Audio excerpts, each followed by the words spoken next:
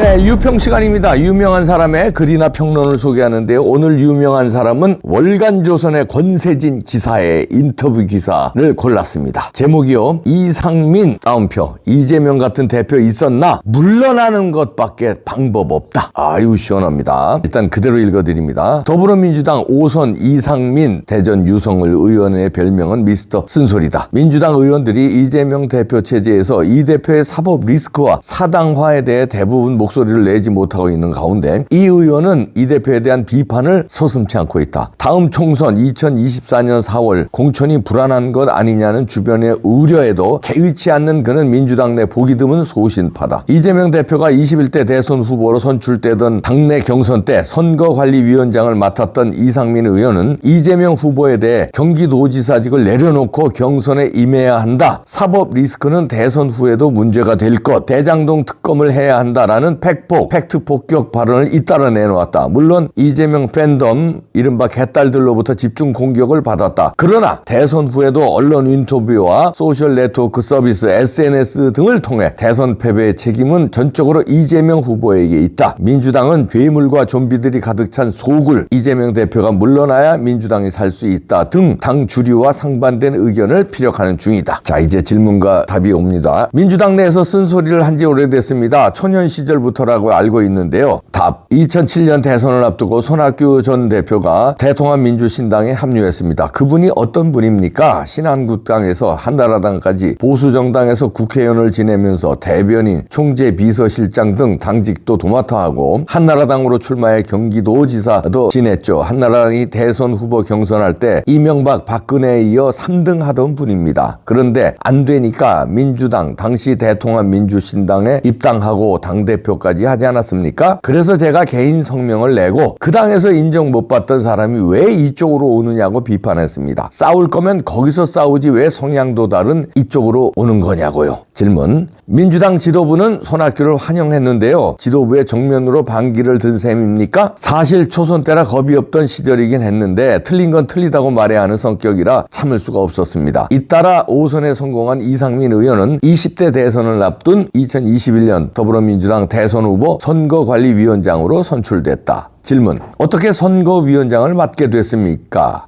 답. 5선 의원 중 제가 지역적으로도 중립, 충청권이고 비주류의 남의 눈치 보지 않는 소신파이다 보니 그렇게 결정된 것으로 알고 있습니다. 친문과 친명 세력이 강하게 나올 것이 예상되다 보니 그쪽에 휘둘리지 않는 중진급을 원했던 것 같아요. 질문. 각 캠프 및 지지자들 특히 이재명 캠프로부터 중립적이지 못하다는 비판을 많이 받았습니다. 답. 대선 승리 선관위원장으로서 후보들에 대해 문제점이 있다면 지적하는 건 당연하다고 생각합니다. 제가 지적한 건 두 가지였어요. 첫째, 이재명 후보는 사법 리스크는 대선 후에도 문제가 될 것이니 이에 대한 해결 방안이 필요하다. 그래서 대장동 특검이 필요하다고 말했고요. 둘째, 현직 도지사가 경선에 참여하는 것은 공정성에 문제가 있다는 겁니다. 결국 사법 리스크는 현실화됐고 그 당시 경기도정은 엉망이 됐습니다. 질문. 대장동은 결국 지금 이재명 대표를 올가매고 있습니다. 물론 성남FC 선거법 위반 등 다른 사건들도 있고요. 답. 대장동 의혹이 그때 나오기 시작했는데 대선 때 계속 이슈가 될 것이라는 느낌이 왔습니다. 빠져나오기 쉽지 않은 사안이라 당도 늪에 빠질 수 있고 대선에서 이재명이 이기건 윤석열이 이기건 이 대표가 안고 가야 하는 시한폭탄이라고 생각했습니다. 그래서 특검을 해야 한다고 말했던 거고요. 질문. 그래도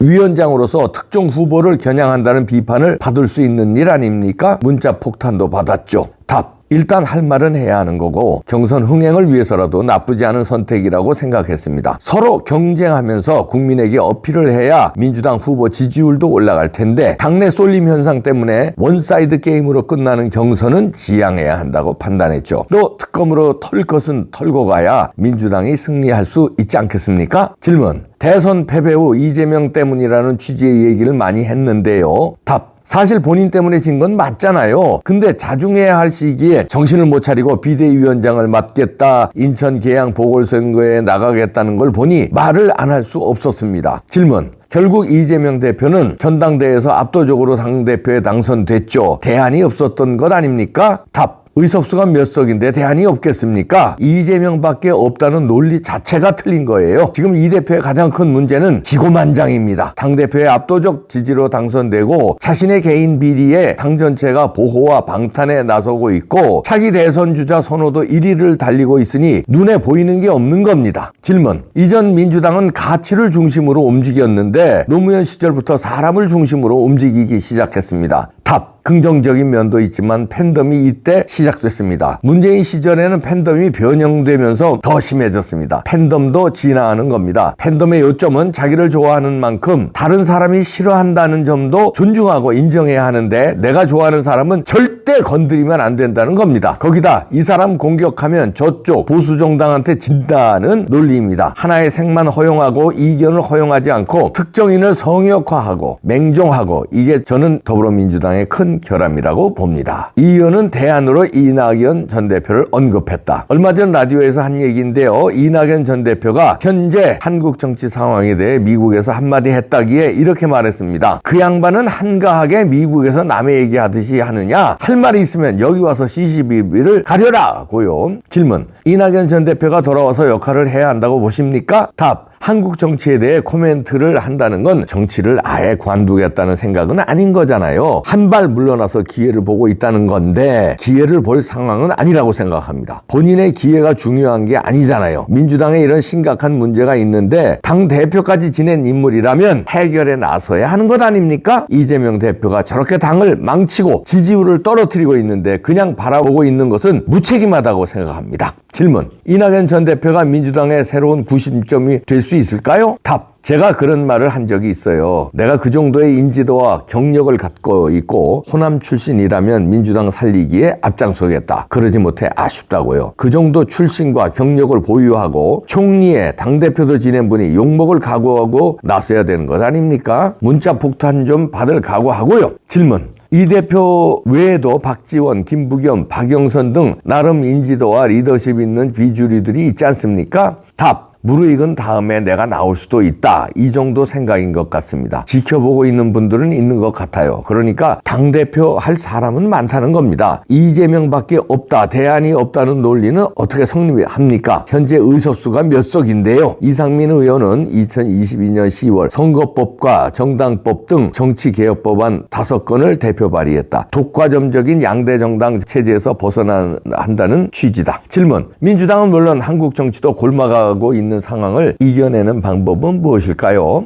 답. 완전한 해법이라고 볼 수는 없지만 독과점적인 양대 정당 체제에서 벗어나는 게 최우선입니다. 양극화, 지역 패권, 팬덤 등 부정적인 현상이 다 여기서 나오는 겁니다. 질문. 정치개혁 법안을 대표 발의했죠. 윤석열 대통령이 중대선거구제를 언급하면서 중대선거구제가 화두로 떠올랐습니다. 답. 무척 잘한 일이라고 생각합니다. 민주당은 적극 호응해서 독과점 구도에서 벗어나 정치 발전을 이뤄내야 합니다. 질문. 거대 양당이 독과점 구조를 깨려고 하겠습니까? 당장 이재명 대표도 미지근한 반응입니다. 답. 장기적으로는 그렇게 갈 수밖에 없어요. 민주당 내에서는 윤 대통령이 얘기를 하니까 뭔가 꼼수고 있다. 우리가 주도권을 뺏겼다. 이런 반응이 나오고 있습니다. 물론 의도가 있을 수는 있겠죠. 하지만 그런 이유로 여야가 논의조차 하지 않는다는 건 말이 안 됩니다. 이재명 대표의 그런 태도는 매우 실망스럽습니다. 이슈 주도권이 제일 먼저 제안한 사람에게만 있는 겁니까? 민주당이 더 좋은 방향으로 이끌어가면 되는 겁니다. 맨날 정치 탄압 얘기할 게 아니라 국민들에게 잘 보일 수 있는 정치 개혁이라는 방법도 있는데도 자신만의 세계에 빠져 있는 것이 아닌가 그런 아쉬움이 있습니다. 1인 정당에서 벗어나 원래의 민주당 노선에 충실한 방향으로 가야 해요. 원래의 민주당 가치관을 바로 세운다면 국민의 마음을 얻을 수 있는 겁니다. 가치관을 다시 정립하기 위해서는 치열한 논쟁이 필요하고요. 질문. 지금도 내부 자성의 목소리가 없는데 그게 가능하겠습니까? 답. 그러니까 이재명 대표가 물러나는 것밖엔 방법이 없다는 겁니다. 이재명 대표가 대표 자리에 앉아 있다는 사실 자체가 당의 누를 계속 끼치고 있습니다. 질문.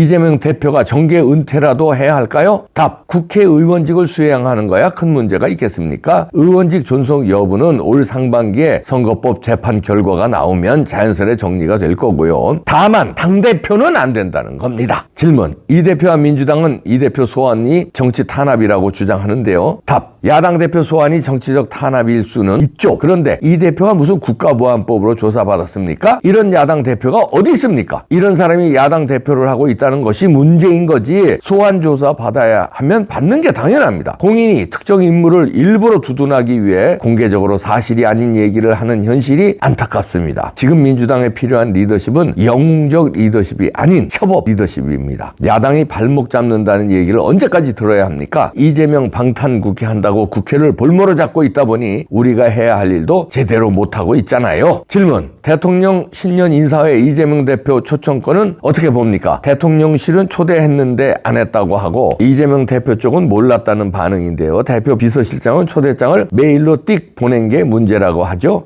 답. 중요한 초대를 메일로 먼저 보낸 사람도 좀 그렇긴 하지만 또 초대장 보낼 땐 사람 보내다잖아요. 비서실장이 메일을 안 봤다면 일을 제대로 못한 거고 봤다면 속이 좁쌀 같은 거죠. 이 대표가 진짜로 알았는지 몰랐는지는 모르지만 야당 대표라면 그런 자리 불편하더라도 가서 야당에 힘 실어주고 협치한다는 모습 보이고 그래야 하는 것 아닙니까? 가서 윤 대통령한테 협치하자고 큰소리도 치고 이재명이라는 한 사람이 가는 게 아니잖아요. 더불어민주당 대표로 가는 거지. 본인 입장에선 다른 뜻이 있는지 모르겠지만 아쉬웠습니다. 질문. 윤 대통령과 법조계 선후배 사이인데요. 답. 저도 신림동 고시촌에 있으면서 사법시험에 늦게 합격한 사람이고 윤 대통령도 그렇죠. 연수원 한 기수 차이입니다. 윤 대통령은 1960년생 연수원 23기이고 이 의원은 1955년생 연수원 24기 편집자 중. 제가 국회 법사위원장 할 때 검사였고 사람이 어떤지는 제가 잘 알지요. 윤석열 검사는 꾸밈 없고 확실한 것 좋아하고 통이 큰 사람입니다. 그런데 지금은 너무 좁쌀 같은 모습을 보이고 있어요. 검사 시절엔 눈치 보는 게 없었고 사람들이 그런 모습을 보고 찍어준 건 같은데 지금 모습을 보면 다릅니다. 여러모로 아쉬워요. 이렇게 인터뷰를 했네요. 이상민. 여기서 80% 이상은 제가 칭찬해주고 의견이 같습니다. 20% 다른 거는 그쪽 사람들이야 80% 의견이 같다는 거는 굉장한 거죠. 그쪽 사람들은 80%가 다르잖아요, 원래. 그런데 이 이상민 의원만큼은 어떻게 민주당의 5선 중진이 이런 사람이 있죠? 대단합니다. 일단 박수부터 치고.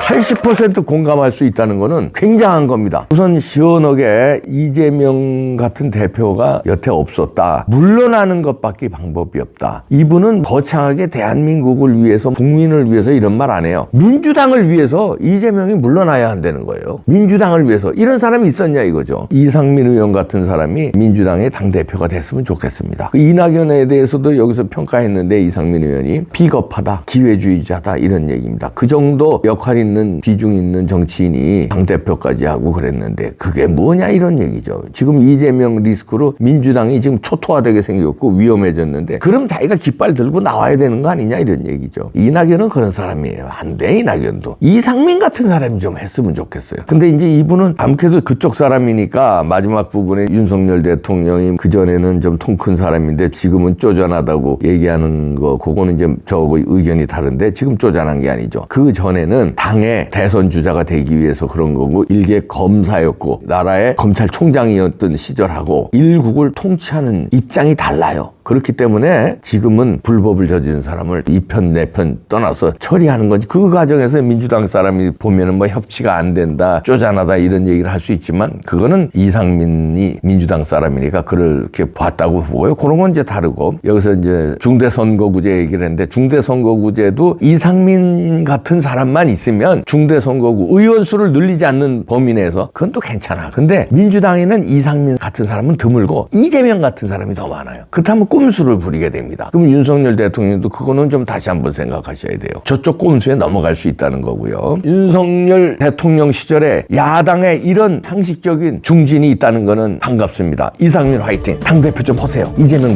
쫓아내고. 이상민 화이팅.